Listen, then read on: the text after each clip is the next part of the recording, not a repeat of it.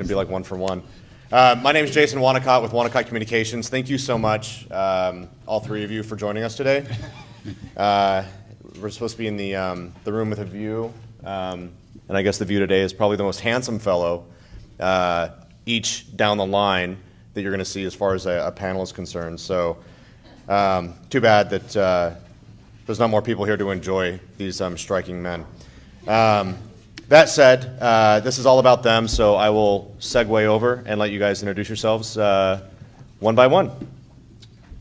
So who wants to go first? Burns, I guess you're right to my left. So my name is Burns Hollyman, and I'm with a VR studio called Ghost Machine.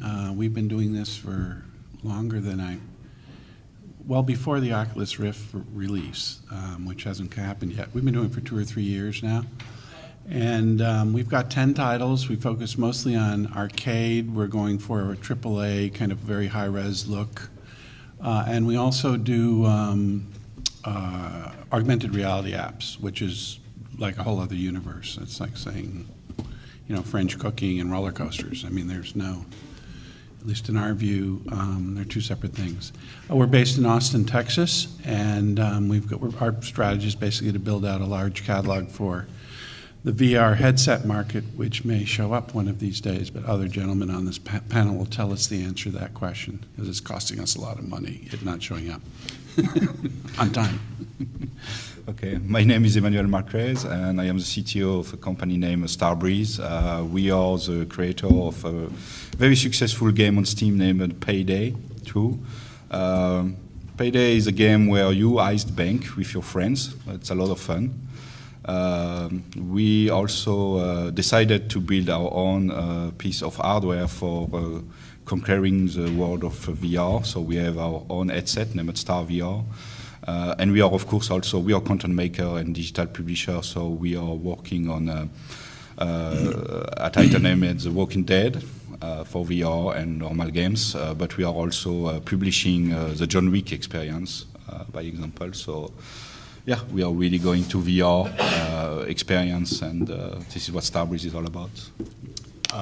My name is Matt Cook. I'm with Greenlight VR. We're based in San Francisco, California, and we concentrate on market intelligence. We do research. We're branching out into doing surveys for our clients, and then I'm concentrating on trying to do more consulting for some of our clients.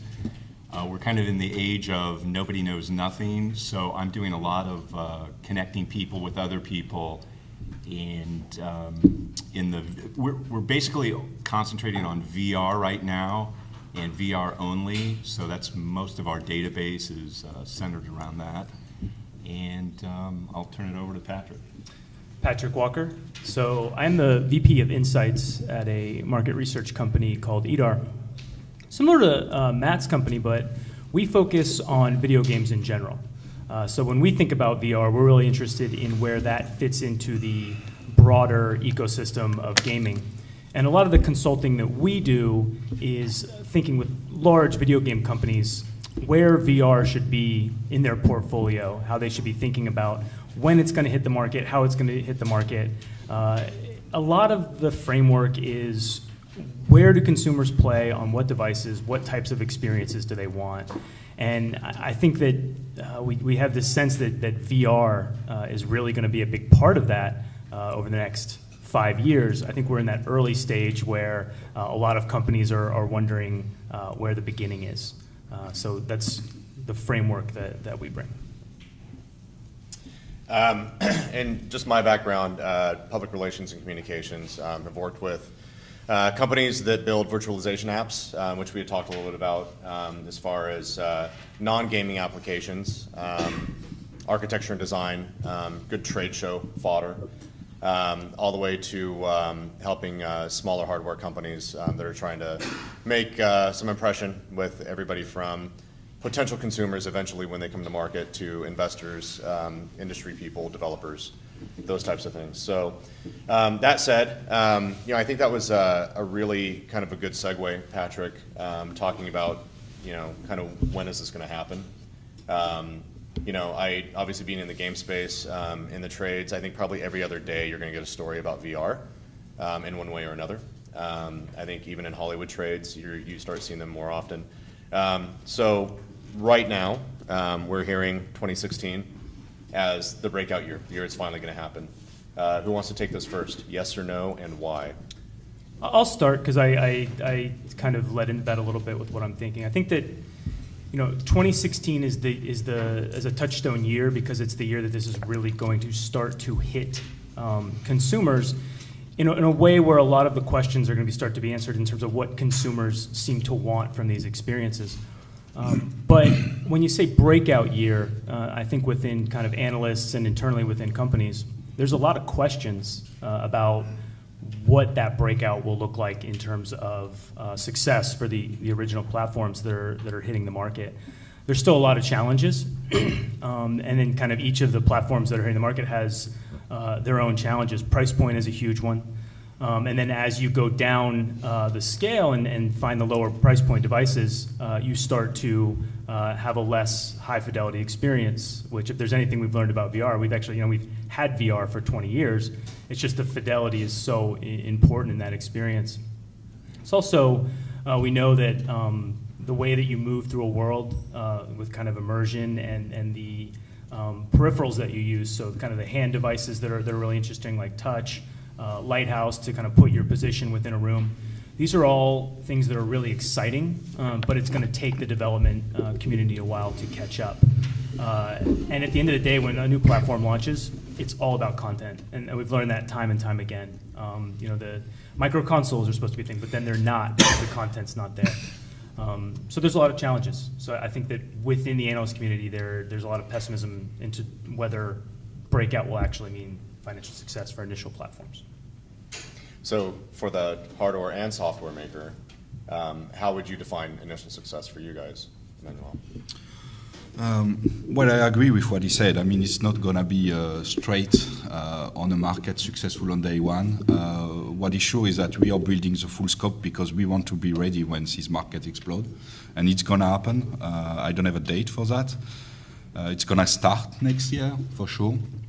So ourselves, we want to be ready to be able to build up all the content and everything that needs to happen on time and propose to customers actually the best possible experience over the time. So we want to be one of the early players, and I think even if they are pessimistic on when it's going to explode and how much time it's going to take, it's going to happen. You better be there day one because we will need a long time to understand and fix all the problems on the path.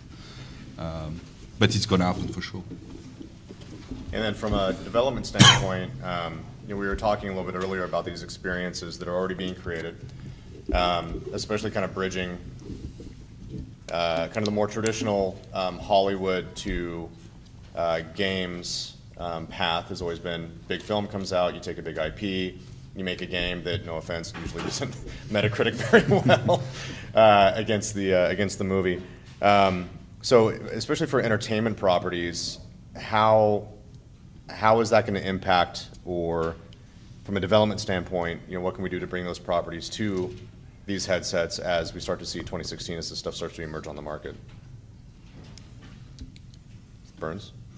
Well, you mean just raw new IP, XYZ No, let's take feature established film? IP, right? Let's take Okay. because Hollywood's all no offense, Hollywood. It's all established IP, right? There's very few original ideas anymore. But, Right, yeah, that's the beauty of the Blockbuster franchise. yeah. Well, I would start by putting things in context a little bit. So you can look at virtual reality and use the analogy of literature, right, and say, well, when is the novel going to catch on? There are a variety of different forms, in literature. There's memoirs and so forth. So in the video world, this is itself very fragmented, right? You've got your AAA Grand Theft Auto, where opening day is $1 billion, right, literally. And it costs you $150 million a year to pump that stuff out. You have a hardcore base that has got gaming machines, and you all know them. You either go out with them, or if you're really in trouble, married to someone who might be a hardcore gamer who does shooters and then Medal of Honor, what have you, and they have their franchise, or sometimes two, or sometimes that's the hardcore gamer segment, right? Then you have, usually it's women based on all the market research we've seen, the casual gamer. It's always on an airplane. Women tend to play puzzle games, casual gamers, right? And the Candy Crush, and that's the casual gamer who says, I'm not a gamer. Well, all research we've done shows that they'll play typically 4 to 5 games simultaneously, and they'll download anywhere from 5 to 20. So that's on this, right? So you've got this range. I could go on and on, but I won't. But the point is, it's a very fragmented marketplace. You've got the hardcore gamer who's got a very defined audience with very defined expectations around content. And if you look at what happened with Halo, or you look at any of the core high-end video game franchises, the Sony Kinect product, the Microsoft Kinect product, took off like it was one of the greatest success adoption rates in history of consumer products because there was an established group there. So I think the big content titles, I think the way this stuff will happen will be a large vendor like Sony is going to have Morpheus hit, and they're going to box it in a set at Christmas, and they're going to roll it out. And the core high-end gamer folks are going to start using it. They're going to spend roughly around $300, and then if it's a racing game, like one of our games is a Formula One thing, you can get the Logitech controller with gear shifts and pedals and all the haptics and all that, another $300. So I think that's where it's going to quote-unquote break out. Then you have the rest of this stuff, which is the Google Glass, ex-Google Glass, Google Cardboard stuff, which shows up on this. Why does it show up on this? Because the processing horsepower isn't here. It's one thing to do cinema. I think the VR cinema is going to just take off probably before anything else on here, because you know, it's fairly trivial to do film in VR relative to video games because we're rendering in real time. And so I think you're going to see a sort of modeled or a very focused sort of adoption curve take off with what you'd expect, the classical high-end stuff, you know, where you go out and you buy it because of the game. I mean, think about Grand Theft Auto. I mean, you go into Grand Theft Auto today and you can drive around in a car, go into someone's house, and you can actually get a camera and take a selfie. And then you can send the selfie that you take in-game to someone out to your social network or what have you. Well, it's a kind of a no-brainer if you're into GTA to go out and to buy a headset for another $300, you know? So I think that's what will take off, and then there'll be a lot of these sort of giveaway Cracker Jacks in a box kind of popcorn games that show up in this environment. But this is lo-fi, it's not as immersive, although you can get quite immersive with it if you get a Gear headset. Try it out if you haven't seen it. And there's trillions of apps out there already on the low end, on what we call lo-fi. So. Yeah, but Burns, not to interrupt, but if I'm playing, not that I play Grand Theft Auto, but if I was playing Grand Theft Auto, I'm usually playing for an hour, 2 hours, 3 hours, you know, extensive gameplay. Right. And currently, you know, we're seeing that I get nauseous, I have a hard time with this headset on after just a few minutes. Mm-hmm. So does anybody want to take, I mean, how do we translate those kind of bigger epic, and we're talking about core gamers, epic experiences, epic brands. How does that translate when you're talking about trying to bring something in and trying to win over people that want a more extensively immersive experience? Anybody want to take that? I could take it because this is where I have been focusing on the last 2 years, is what format and what content will work in VR. I don't think you could just take a game and put it in VR and say that's going to be awesome. You need to build the VR experience from the ground to what you want to deliver to the consumer. Nowadays, the format is obviously short. I mean, you are not going to stay 4 hours playing in VR next year because I don't think the headset and what's around is enough comfortable and enough clear, enough realistic actually to be able to stay so much in. Also, it depends on the experience. I mean, if it's very intense, when we bring the Walking Dead experience, it's a 5-minute experience.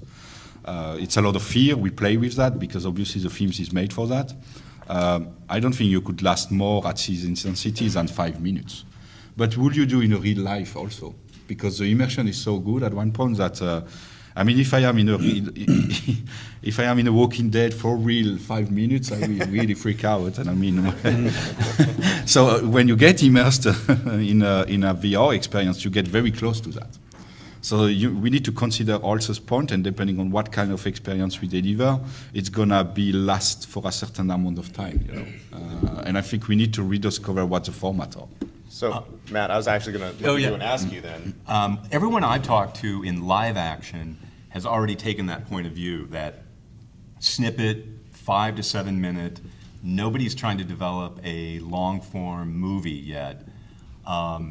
And everybody's worried about the same thing you were talking about. How long will they stay with that headset? And then we get into the conversation, well, if the content is engaging, it could be for hours. But everybody we're talking to now is into that serialized, episodic mode. It's going to be very short, and as you just alluded, or actually you told us before the panel, that you're actually going to put it in a serial point and maybe have a Yeah, I would like to. I think the format that's gonna work.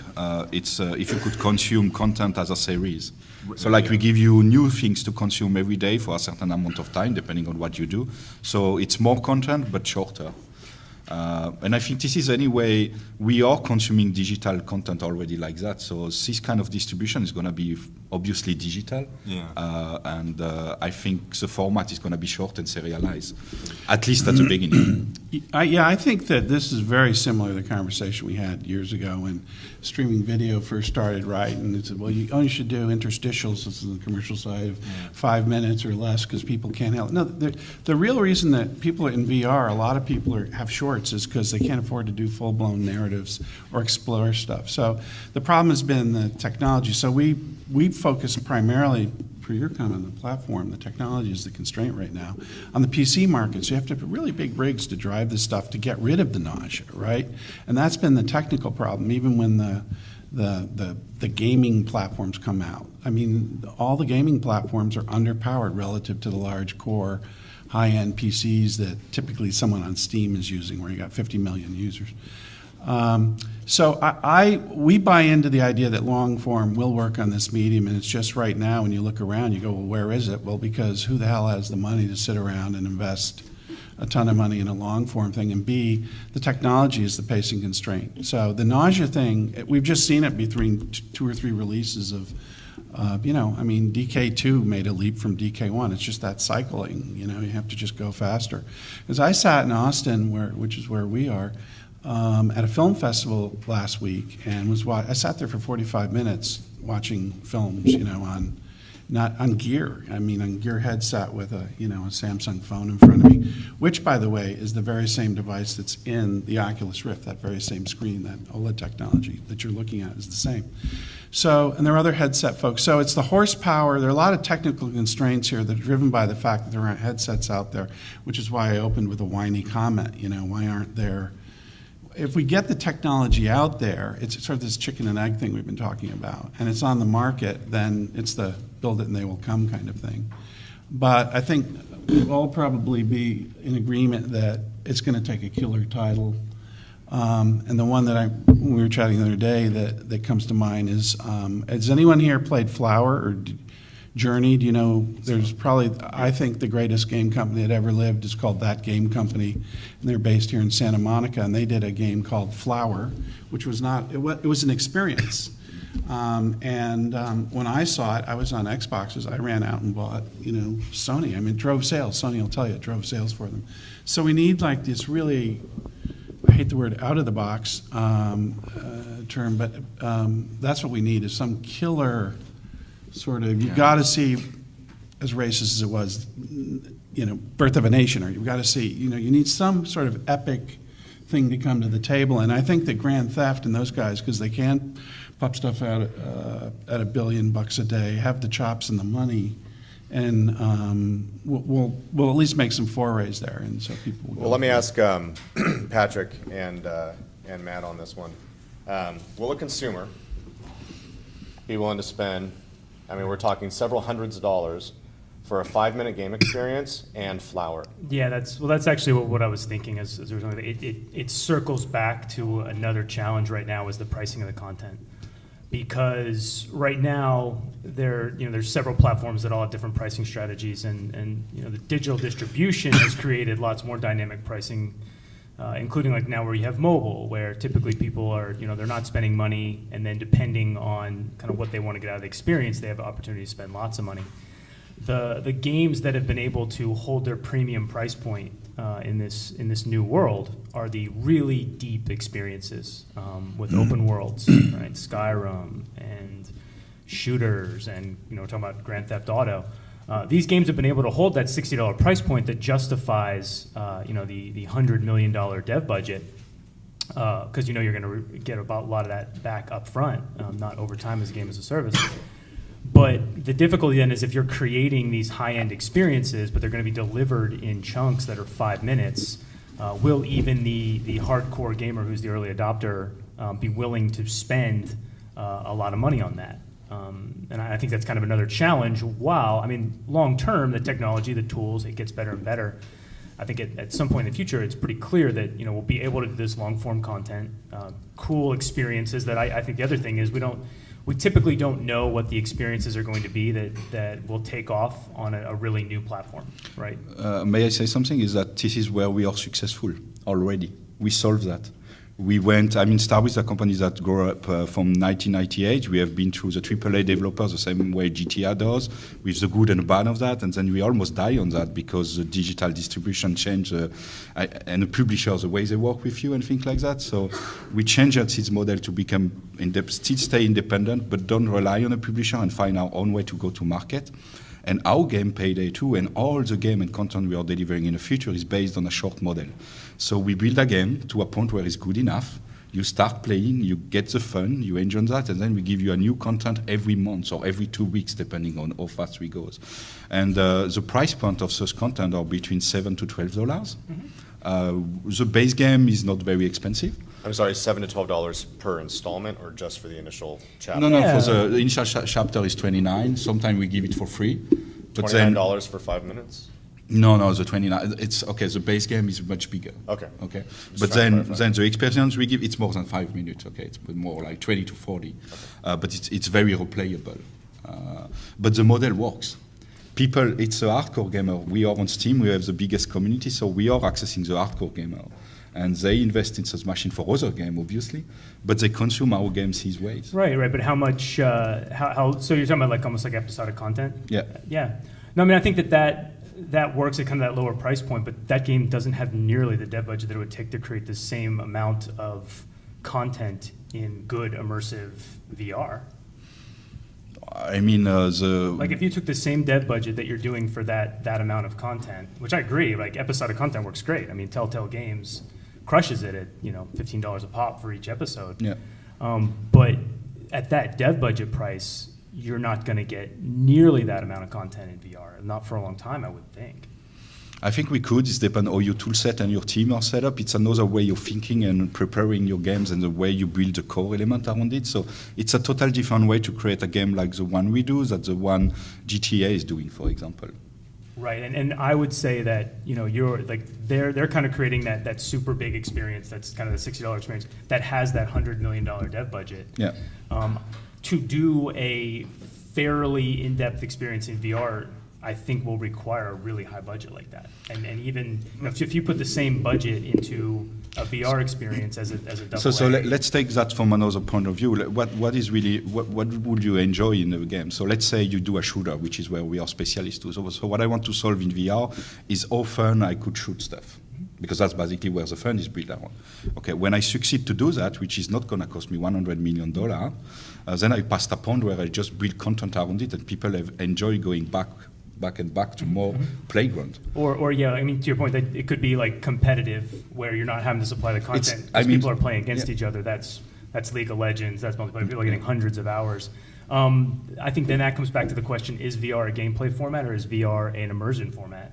And I think what we think right now is that, at least with these initial experience, what seems to be the aha moment is the level of immersion that you're getting. Yeah, and you get the level of immersion. So, for example, in the Walking Dead experience we did, I talk about this one because I talk about what I know, but there is a moment in a story we give you a gun for real, and you see it, And so the first part, we just put you in a story, get you used to the VR, because when you never try it, it takes time.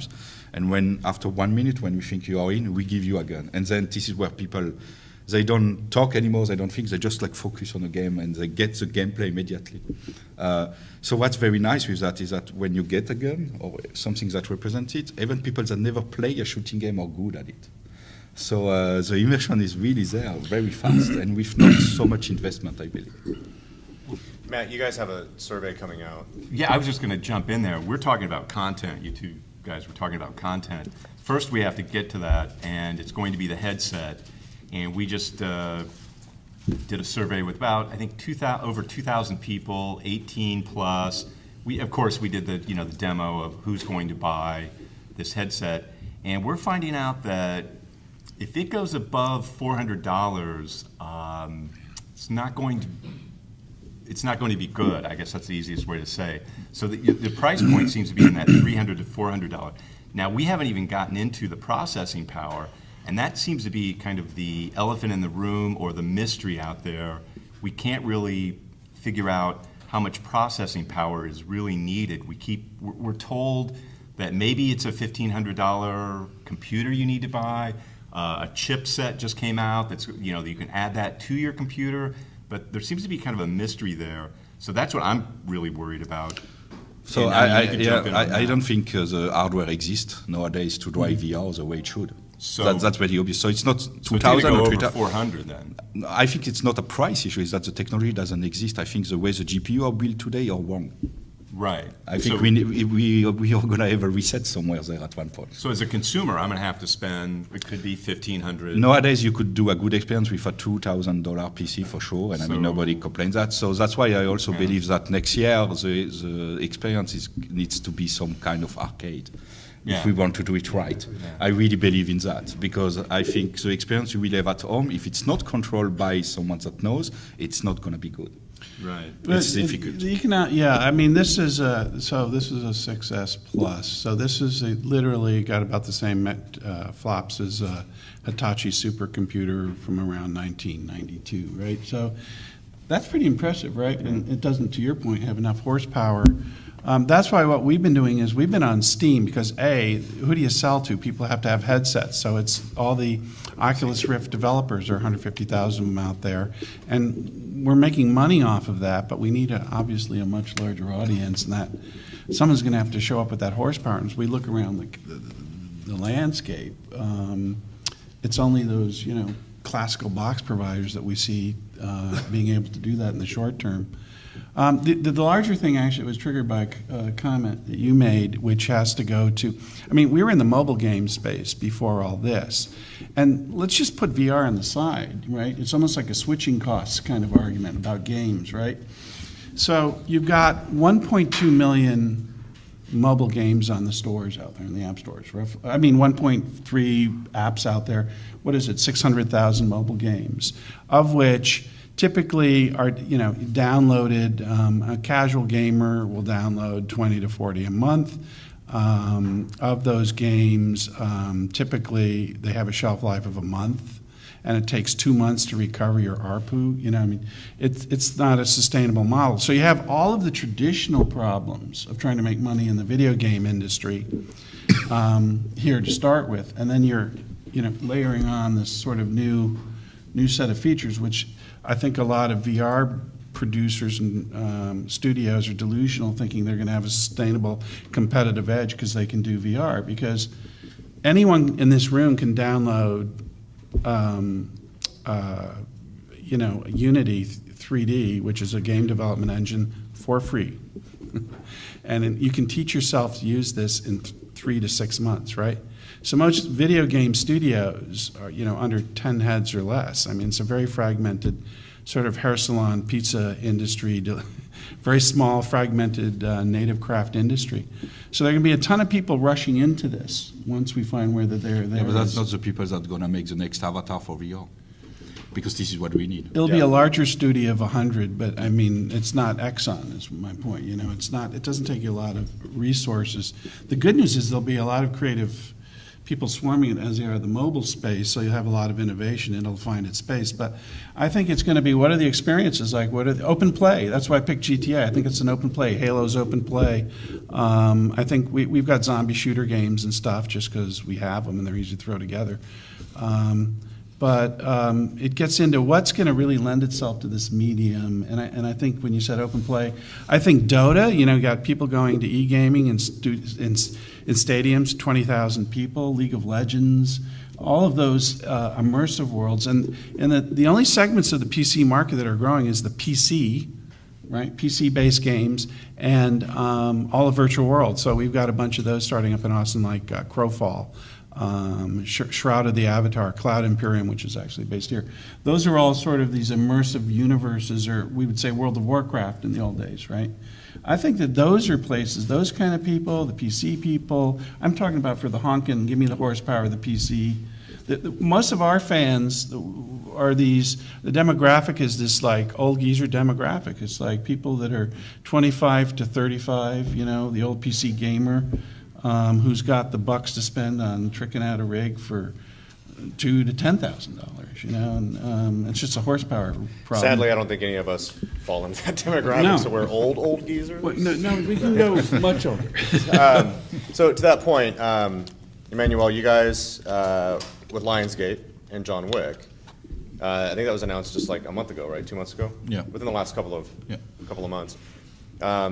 When's that game coming out? As soon as it's ready. Somebody's been doing their tough Q&A. Great answer, right? But I mean, I think that Classical answer, right? Right. There is no way I could respond something else. No, but so I'm just curious then. I mean, that type of a cycle, you know, you've probably been working on something and you get the deal, and now you're diving in with the IP and So creating the Starbreeze game. in this case, we are the publisher of it. The title Right. is done by a company named Grab, which I really enjoy working with. They're really good thinker in VR. So they extend Starbreeze very well. And of course, Lionsgate is providing a license and a vision for it. But it's more a classical publisher deal for us with free control, and we could push content on VR day one. So yeah, we want this content to be ready for day one when they are ready. But you made an interesting comment, and I think that, so trying to sum up some of this conversation that we're on right now, is that you want to see that ecosystem of smaller devs that are creating content, maybe even starting now, so that on the second iteration, third iteration of the consumer release, we have more content to drive more hardware. Yeah, we want to be one of the leaders of content publishing for VR and creation. Right. So we think we need to start very early in stage to be ready when it's going to explode. Because if we wait, I mean, as a game developer, we could just say, well, let's wait that VR has like 10, 12 million install base, and it's like the consoles, and we could just go to the platform and develop for it. I think if we do that, we are not going to be leading it. And that's what we want. We want to be able to lead a little bit this experience. That's why I do my own headset too, so I could fix every problem I encounter on my road. So if I'm an IP owner, or if I have an experience, am I too early right now? Am I too late? Or am I right on time if I want to take that into a dev team and have them start creating? If you want to lead, I think you should start now, because it's almost too late in a certain ways, because we started 2 or 3 years ago. Actually, I started, I think, 25 years ago to think about VR, but it takes a little bit of time. But yeah, it's not something you're gonna go and make it work like straight away if you wait too much. You need to learn from it. It's early stage, I understand, there is risk doing that. But I think it's going to be a success. Personally, I'm not pessimistic. I think VR is here. It's not going to be reboot. I think we will all go to the Matrix in the next 5-10 years. Because this is what we are building. To the Matrix? Yeah. This is what we are exactly making. You're just stuck on the Keanu Reeves stuff, aren't you? There's an incentive to not go to the Matrix. Keanu Reeves. So with that, Patrick, I'll throw this back to you, since you guys look at all the data and history of different types of hardware and different things that come to market.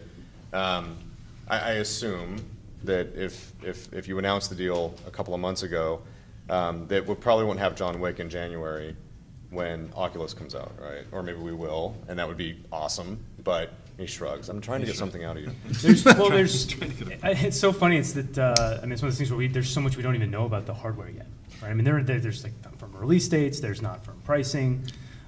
So there's just really a lot that's still, even when you're kind of thinking about the forecasting for the first year of how well some of these units are going to do.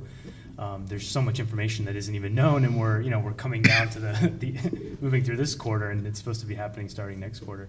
I think even Vive is supposed to be doing somewhat of a kind of a limited launch towards the end of the year. Mm-hmm. I think it's interesting to kind of put a little bit more of a positive note on it, and then also to circle back a little bit on some of the stuff we've talked about, because you've asked about IP now and kind of earlier in the conversation. Typically what we see is that I think IP is useful right now to drive some buzz around some of these early experiences. Like Paranormal Activity is doing demos in movie theaters today, I think. That drives buzz with the consumers and kind of helps to bring the whole VR platform forward. Then through the initial couple years of development, I think it's all about the experience and IP. And we typically see this, that IP is less important when all the innovation is going on to figure out what these experiences are going to be. And that's actually a really great time to be a developer because it's much more of a free market to come up with creative ideas and tools. Like you were saying with Unity, they're getting cheaper and cheaper. So you can actually get your hands on this stuff and try to figure out what the great VR experience is going to be. Is it going to be exploring? I mean, it's kind of like, when the CD-ROM came, then you had Myst, which was, you were able to kind of move through just a picture game, and that was the experience that really took CD-ROM gaming to the next level. And then what you see is later on in a platform cycle, IP becomes really important to get noticed when discovery becomes an issue, and that is where we're at with mobile. Right now, the same 10 games are top grossing, and to bust into that, you need both big advertising budgets, but also it can help if you have some of the powerful IP, like a Star Wars IP or something, or Marvel IP. You can actually break in and make significant money in mobile. But for these first couple years of VR development, it's about innovation, and it's about figuring out what that aha experience is going to be. Because I don't think we know yet, and typically it takes a couple years of bouncing things off consumers and iterating and having the technology catch up before that aha great experience comes around. Yeah, I think that if if you must choose, you must choose widely, and you have to pick your place in the food chain. The ecosystem, we say never bet against the ecosystem. A lot of stuff has to come together. Think about the two major players that get a lot of talk these days, Oculus and Facebook, and then let's take Sony. So what does Sony know how to do? They're sort of good at content, not just across one medium. They're sort of good at building technologies, not across just one medium. They're sort of good at marketing, not just across one medium. They're sort of good at distribution. I sort of see them in Best Buy, first thing, on and on. So they have a bunch of capabilities. Now I got Oculus. Palmer Luckey, and he's the greatest guy in the world. He's like playing the garage metaphor to the hill. He's got his money, and he's hanging out with social network people.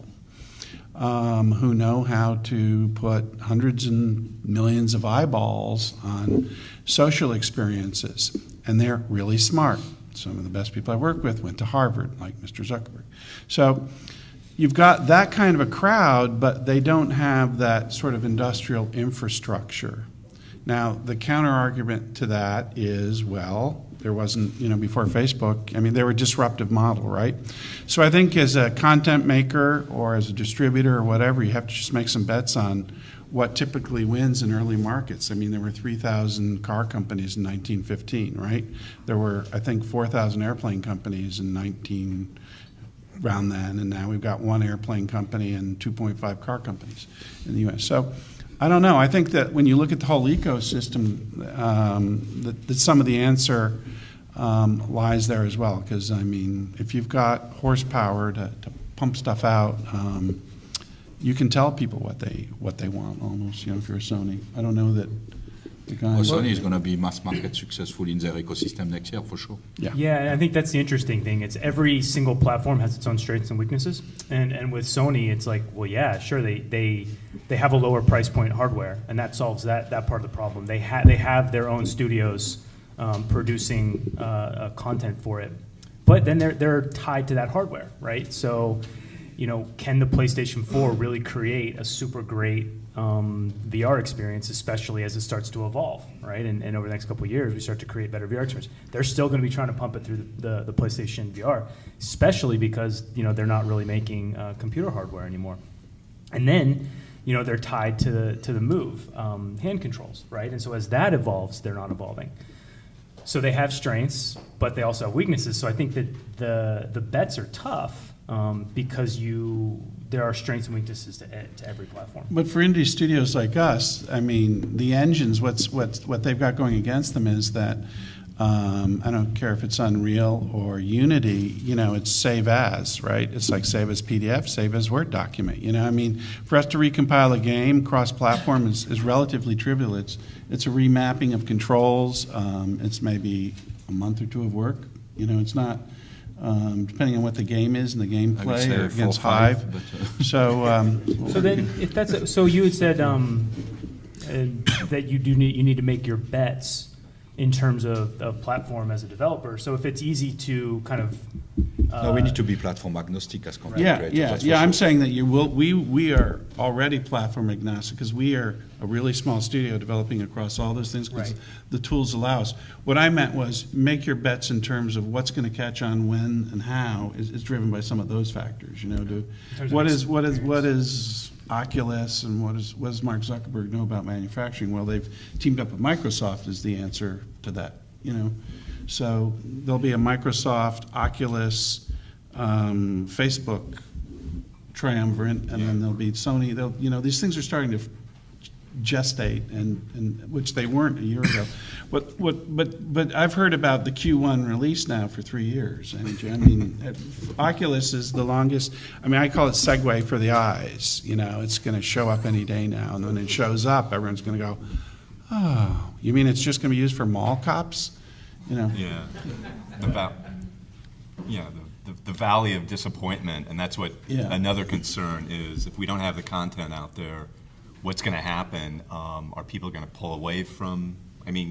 We've seen that happen before too. I actually think that's a bigger risk for Sony than everybody, than the other companies. Because the other companies, I feel like they're not the consumers aren't as they're not as much of a fanboy consumer culture, and also at this point, Sony has a history of not fully supporting peripherals with content among their core fans. So like they released the Move. Core fans feel like there wasn't enough Move games released. Right. They released the Vita. Core fans feel like there wasn't enough content released for that. Right. So for them to put a peripheral in the market, to have some of their most core PlayStation fans buy these $350, $299 headsets, is a big risk because you might further alienate your fans if you don't give them enough content or a good experience. For the other platforms, I feel like they've got deep companies behind them. They'll iterate. They're not going to face the same. I've been loyal to your company and I bought into your platform. So I think that they got a little bit more wiggle room to figure it out over a longer period of time than Sony does. Do you guys, this is something, and maybe you've had the same question that we've had, which is you've got these millions of open play, Dota, Immersive World franchises out there that are so incredibly, massively global, international, League of Legends, and you don't see any of the headset folks. Like, that's where I would go first. And we've got shooters and we've got games that look just like Dota when you're in them, and it's just a mystery to me. You have this huge installed base. We don't even use users. In the game world, the term we use is fans. You have passionate, whack job fans. That's who you make money on in the game world. And those are the people that they'll spend money just on that one game, right? If you've ever talked to, Philip was here, Second Lifers. There's these old hardcore Second Lifers that have this emotional bond. Those are my dreams you're screwing with, So there's deep emotion. So I'll throw money. I'll throw $1,000 at devices. Do you guys have any insights into the whole Dota? Or just multiplayer generally, right? Yeah, any Not specifically to multiplayer. MMOs or esports. Right. Well, Yeah. Initially, I think just from gameplay, it's. Those are communities that are extremely competitive. And it's mostly. That's kind of the opposite end of the spectrum in that that's not about the Second Life is a whole different thing, right? So let's talk about the big It's a small competitive little PvP MOBA games. The rigs that you can play those games on are actually quite low. Yeah. You don't need a good computer, which is one of the reasons why they've had such breakout success. It's all about the gameplay experience. It's not about the immersion into the world. What could be interesting to me, so that's one reason why I think that because of what drives that consumer there and what they're looking for, I think it's a less natural fit with VR from a gameplay perspective. But what could be interesting is a viewing perspective from the esports, right? So, Right. but here's the thing: is that one of the reasons those games work really well as an esport It's because they actually work really well as a top-down, where you can Right. kind of see the plays Right. emerge. It's very much like regular American football. You see the crazy plays. You can watch the strategy. To get into that world and to be immersive in it, almost, it would be cool, but it would in some way take away from a lot of what the viewer gets out of watching Yeah, and you don't. top-down experience. So we have the same problem. Payday works around a community, a large one. We need to be very careful about what we give them.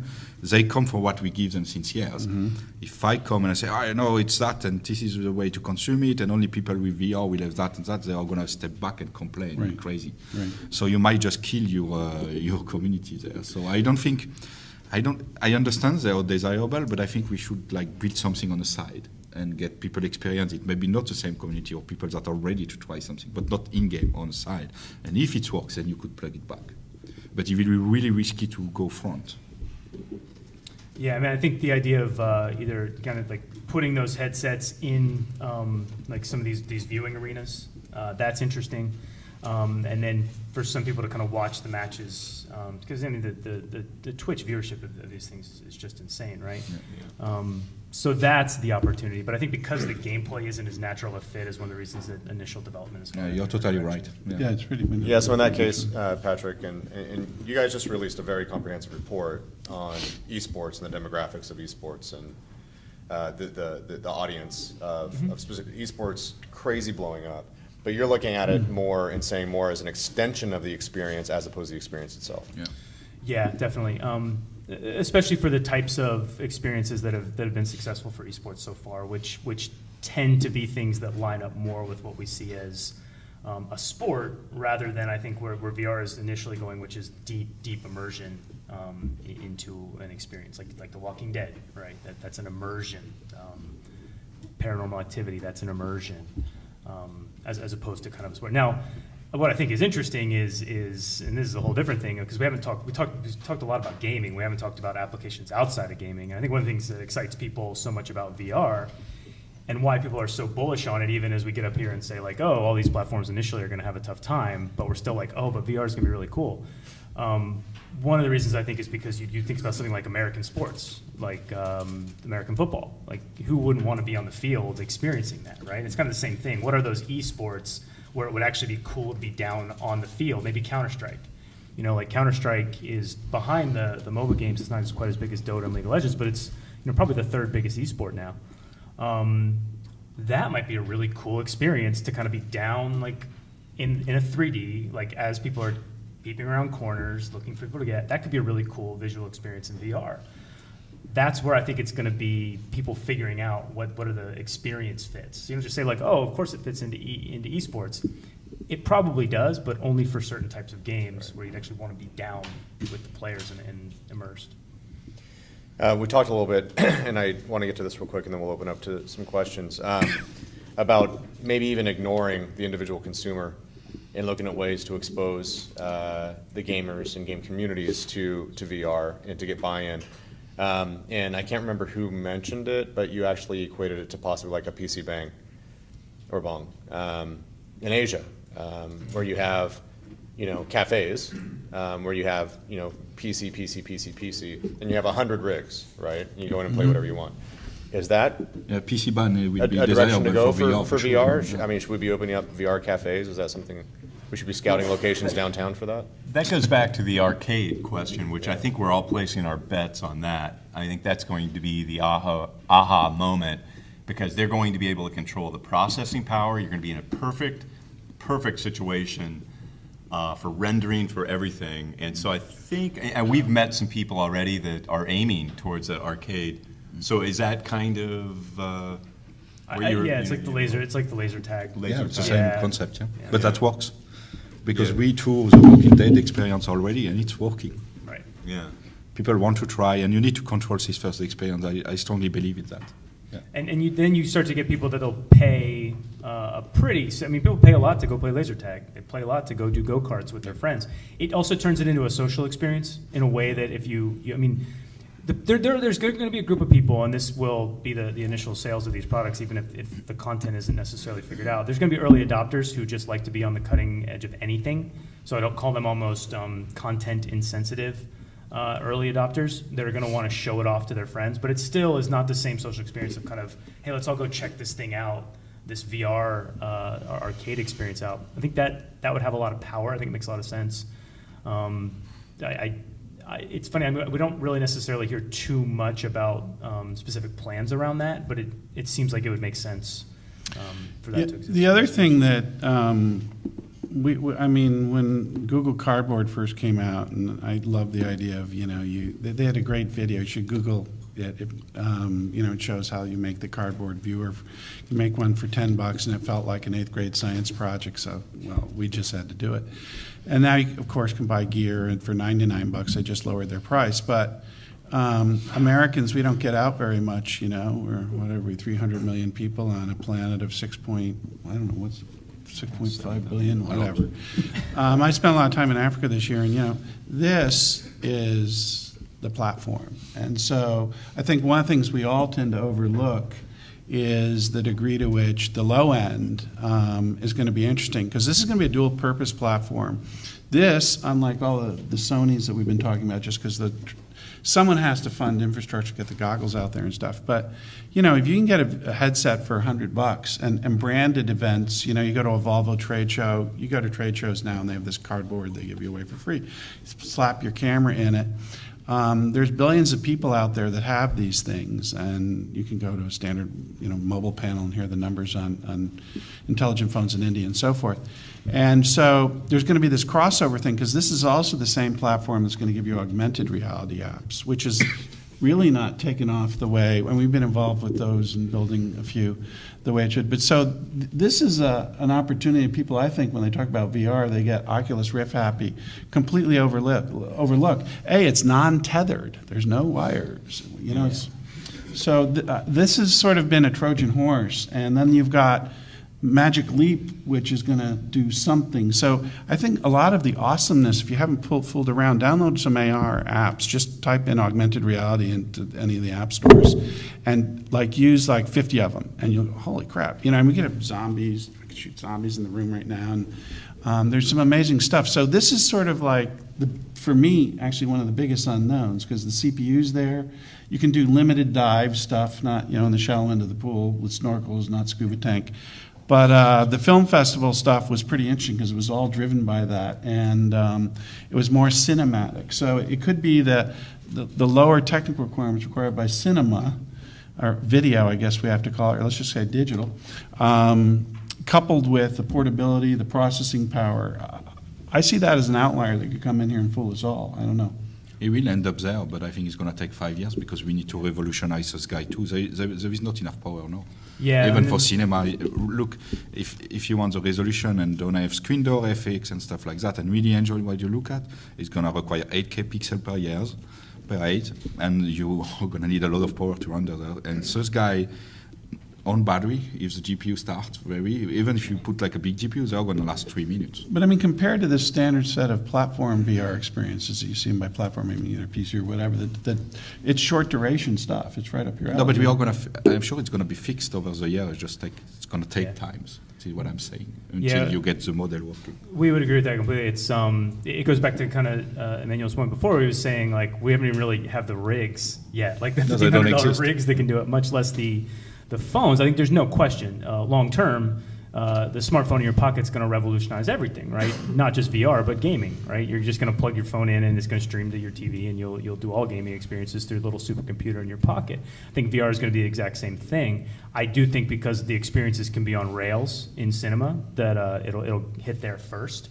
But because VR seems to be a 0-1 thing, meaning that, like I said, VR's been around forever. It's just now starting to get good enough that one switch flips, because people, they experience it, and they'll usually say, yeah, that was neat, but it has to get to a certain point of fidelity where people are like, yeah, I want to do that again, or that was good, or I could see myself doing it. The phone stuff, like the gear, there's a lot of potential there, because, yeah, there's so many phones out there. From my perspective, it hasn't gone from 0 to 1 yet, meaning that people are going to say, that's interesting, but I don't enjoy that experience for lots of things. But you put it back in your purse and it's done. So you don't put an Oculus Rift back in your purse and it's done. You know, it's like you got to put $300 out there. Anyway, I've seen some. We just are inveterate. I mean, just consume tons of this stuff because it's like, well, who's got the magic answer here? And we've come across some interesting stuff. And then you got major brands like Volvo, because we do some commercial work, and we didn't do work for Volvo, but Volvo has this cardboard experience, which is completely, just from a creative perspective, a yawn. I mean, there's a shot of the car, then you get in the car, and then you go down a country road, but there's no interaction at all, which is the other missing part of this thing. Just curious. I really do believe, though, that this is, all the stuff I've seen is on par, certainly, with a lot of the Oculus stuff and VR stuff that we've seen. So, I don't know. With that, I would like to take a couple seconds and open up for questions. We need to start wrapping up. Talking a lot about short experiences, episodic content, $1,500 computers to drive the experience. From all three of you that joined us today, do you guys have any questions for? This is an amazing panel. I mean, if you think about people that have the consumer insight, the industry insight, the hardware side, the software side, I'm really stoked about the four brains that are up here. Mine's definitely the exception. Yeah. Yes, sir. Well, can you talk a little bit more about the process to get to AR and the rollout and the differences, particularly from the analytical standpoint in the marketplace? It's hard to say when the knee of the curve is for VR, much less AR, but what type of time frame do you see it in, and do you see it being simultaneous and rolling out in different ways? That's the one easy answer. That it's not simultaneous. Because I think just AR doesn't even have, I mean, really, it's just kind of Microsoft that really seems to be pushing hard on that. And yeah, it's tough because it's where's the curve and you're trying to guess exponential curves, right? Which is always tough. It always feels like there's no innovation until the innovation is right there because you hit the turning point. Yeah, the one easy answer is that it's later. I think once you say that, but I think what is also interesting is that once you start to think about like broad, how can it impact your life? VR is interesting. I think AR is super interesting, right? Because all the different ways that you can imagine your life being better and more interesting by augmenting the physical world around you is really, really cool. I think that's it. To be, I mean, it'll have the same path, I would think, where there's kind of some initial gaming applications, initial children's applications. I mean, the idea of kids playing in augmented reality is it almost makes you wish you could go back and be a kid again and experience that. Have your own make-believe that actually is real. But I think that at least 3 years out, 4 years out, I would say I'd be curious what other people, because this is something where it's like it is really hard to predict something like that. I could jump in on we've all read some of those crazy predictions. I think it's going to be $80 billion business by 2020. And if you look at the pie graphs, AR is estimated maybe 120 of that. But then conversely, we've been watching some of the VC money. VC money seems to all be going into VR. So, I don't know what to make of that. Well, it could be that the AR companies that really haven't figured out aren't there yet. Because the VCs have to have a good business plan to chase. Yeah. VCs like hardware. They don't understand content. Seriously. Yeah. Anyone else? Oh, yes.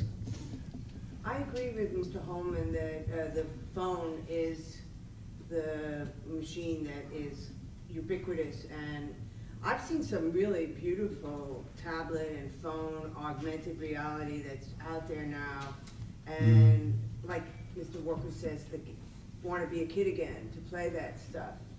So I agree with you about the VR machines, very bulky, very hard to make a resolution that's worth anything for the experience. Yesterday someone spoke about that Samsung new machine is supposed to be a better player for this VR. What do you think? Well, Samsung on the phone, you mean? Yeah. Yeah, Samsung on the phone. Yeah, I mean for VR on the phone, as in the generic stuff we call cardboard, which is gear. Right. They deserve a big shout out for making bets on it. Yeah. Right.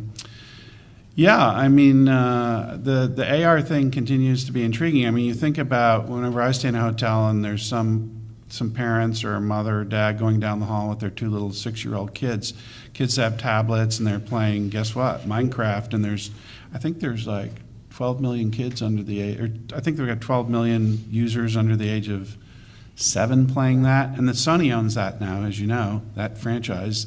And they're going with, if you look at Microsoft has got this great HoloLens demo. You should Google it if you haven't seen it, of Minecraft, you know. And then you have to ask yourself, well, how is a game going to play out in an augmented reality kind of world? And that's an open question. The best people to answer are the people at Nintendo who've done some almost hidden, but I mean, relative to the mass market, amazing VR stuff with their 3DS controllers and stuff. So yeah, I think that this is just, all I'm saying is, if billions of people have these things, the 6, the Galaxy, and we have both platforms. I'm just carrying this today, but it's pretty amazing. I mean, the Samsung Galaxy, I think, is just a marvel of design engineering. I mean, the 6 Plus is just, the Edge is just a gorgeous piece of design. I mean, we always hear about Johnny Ive and everything, but anyway, I think that particularly if it's a short term, if I'm just going for a hookup for 4 to 6 minutes instead of a relationship with my game console for 40 hours because I have no life and I'm playing Halo, 40 hours a week, 30 hours a week. Yeah, I mean, I think a lot of people can go for it. Yeah, Anyone else? in general, you can't go wrong betting on mobile, right? I mean, the scale is amazing. Trying to So, put money on it. I think are we talking like short term or are we talking long term? Short term, I think that pretty much across the board, whatever we're talking about, if you bet on mobile, you have a really good chance of being right. So. And we're all jaded too. You were talking about your headset. The resolution is beyond what anything I've probably seen or any of us seen. So we're somewhat jaded. So that goes back to your point that the mobile will, except for the battery life, that is kind of an interest. I didn't. We will think get about the that. mobile working. I'm not saying it's going to be the device that will drive everything. We all know that. That's the future Yeah, of but- computing. Even if the big computing is happening in the cloud in a certain ways, but it's not going to happen next month. This is the only things I'm saying. Yeah, and I think that if you look at the casual gamer, the mobile gamer, we do a ton of our own research for the same, just like what are we betting on here? They download 20 to 30 games a month and give them like a 2-minute, like in a bookstore, 15-second audition on the book cover, get rid of it. So that lends itself to a lot of these shorter experiences. It's going to look a lot like the mobile game market, like, oh, look at this experience, cool. I went through the Luxembourg Gardens today, or I went through the Louvre, and then, oh, wow, I shot some zombies. And, it's going to be, But I it's think sort of a buffet kind of, as opposed to the locked in on the one experience kind of thing. Yeah, but us, for example, we are really a PC-focused company since 15 years, so we are going to continue to do that. So we don't go so much mobile, in fact. The mobile, for me, will just be the device, if it's get enough powerful, to be get wireless, everything wireless, that's it. But we are still working for cutting-edge content, AAA content games. We don't monetize in the same way, so we have a different approach, that's it. Yeah. We are not really making any content for mobile at this time. We haven't been there. Yeah. And we're out of time. So we could probably continue this over beers out in the beautiful views over at the marina. So thank you guys for attending. And for these great panelists, I'm sure they'll hang out for a couple minutes and work the crowd. So if you guys